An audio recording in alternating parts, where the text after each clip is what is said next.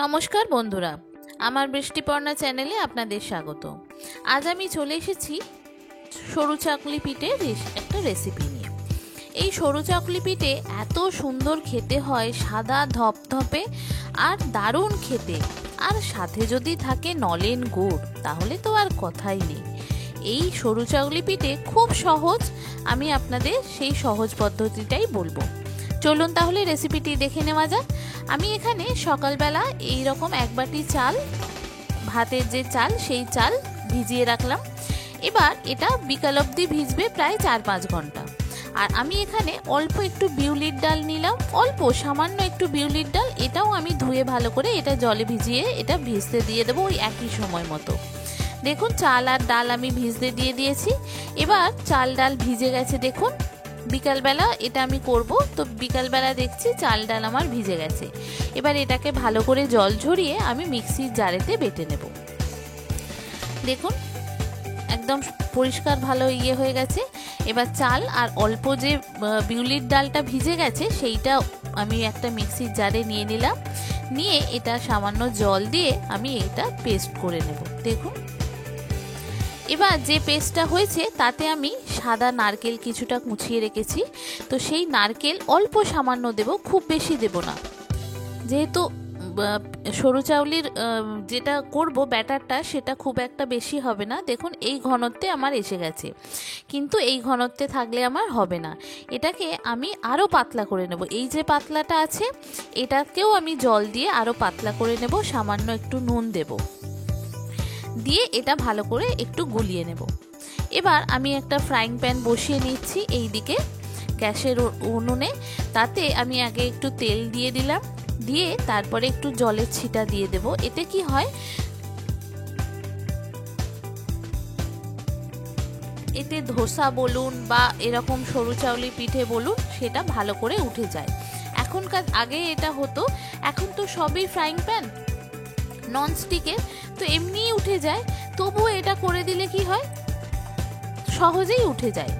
দেখুন এটা আমি মুছে দিলাম, দিয়ে একটু জলের ছিটা দিয়ে দিলাম। দিতে দেখি সবাই করে, বেশ ভালোই লাগে, ভালোই উঠে যায়, তো আমিও সেই জন্য এটা একটু দিয়ে দিলাম।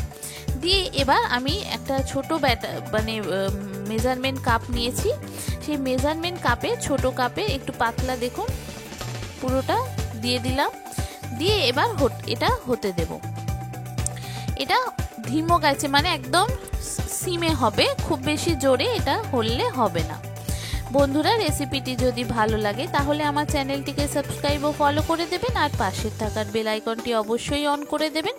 তাহলে যখনই আমি ভিডিও আপলোড করব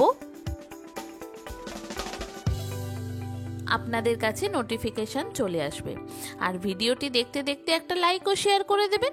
কেমন হলো রেসিপিটা আমাকে অবশ্যই কমেন্ট করে জানাবেন, না হলে বুঝবো কি করে যে আপনাদের ভালো লেগেছে। দেখেছেন কি সুন্দর উঠে যাচ্ছে।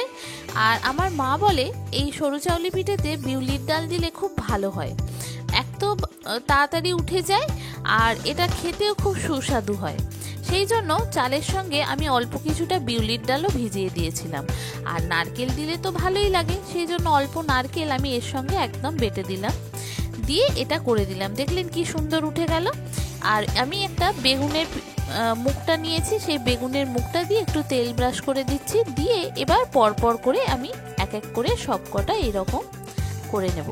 এটা একটু পাতলা হলে খুব ভালো হয়, বেশি মোটা হলে তখন দেখবেন আপনার উঠছে না।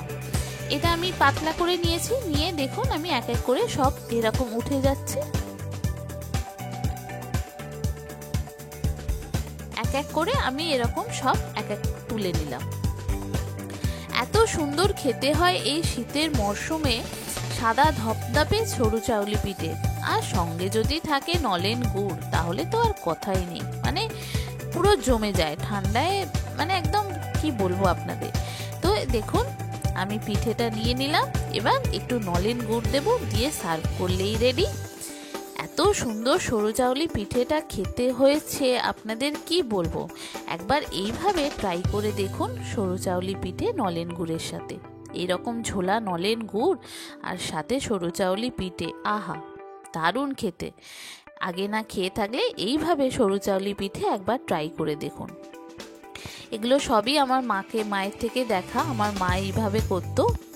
মাকে সকালবেলা জিজ্ঞেস করতে, মা বলল এই সরু চাউলি চালের সঙ্গে ভাতের চালের সঙ্গে একটু বিউলির ডালও ভিজিয়ে দিতে, তাতে কি হয় এটা খুব সুন্দর খেতে হয়। কেমন হলো আমাকে জানাবেন। থ্যাংক ইউ বন্ধুরা।